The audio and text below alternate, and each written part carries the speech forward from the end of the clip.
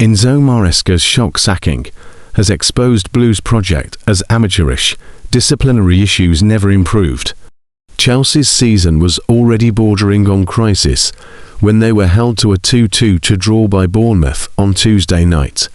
Expectations are high at Stamford Bridge, and a dreadful December brought about questions over just how ready this team is to compete.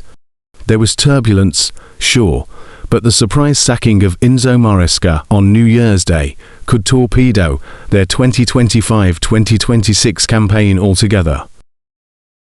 Maresca supposedly missed his post-match press conference on Tuesday with illness, but it later transpired he simply did not want to face the media, knowing how uncertain his future at the club actually was.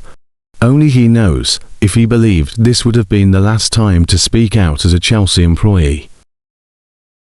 There are understandable reasons for the Blues wanting to make a change in the dugout, including questions over Maresca's own commitment, having met with Manchester City multiple times in recent months.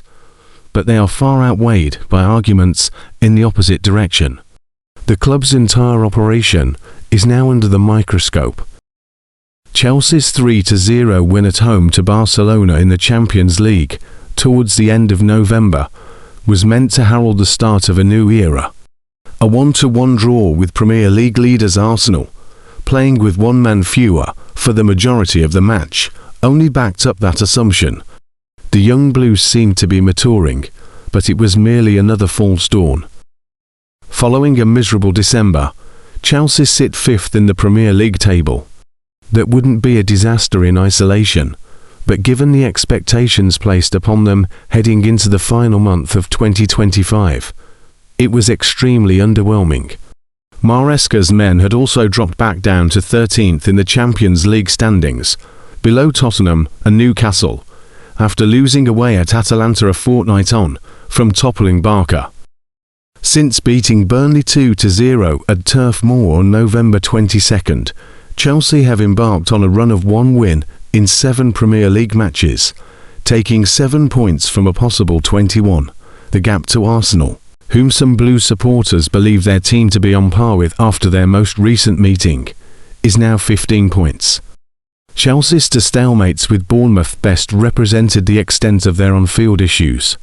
The 0-0 at the Vitality Stadium was an entirely forgettable affair in which both sides failed to create much of note, while the 2-2 back at Stamford Bridge was hectic beyond belief.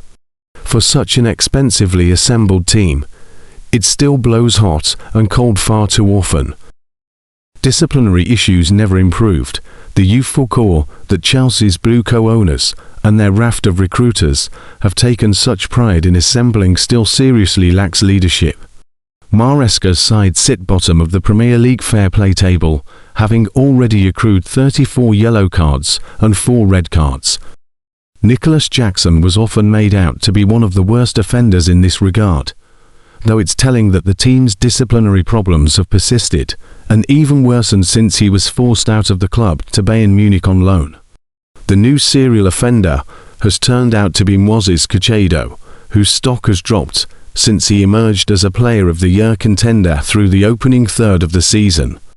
Caicedo's 4th-minute booking in Tuesday's draw was his 5th of the Premier League season, picking up a suspension ahead of Sunday's crucial trip to Manchester City.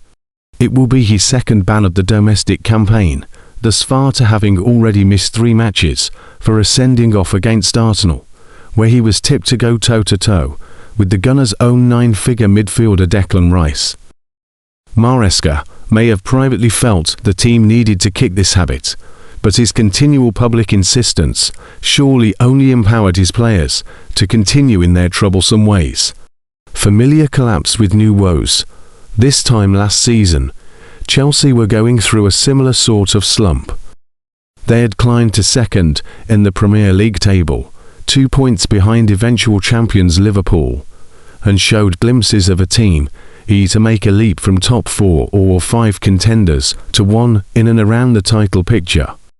They then followed this up by being one of the first teams in history to talk their way out of a title race. Every interview and every press conference felt like a political campaign to get that pressure off the club's back. Chelsea won 2 of their 10 Premier League games from mid-December to the end of February. Sound familiar?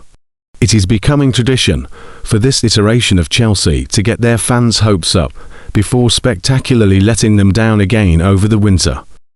There is a new bad habit that the Blues need to kick as well as their woeful record on defending set pieces. Despite devising a whole department for them, led by former Brentford dead ball guru Bernardo Cueva Martinez, they cannot defend them very well.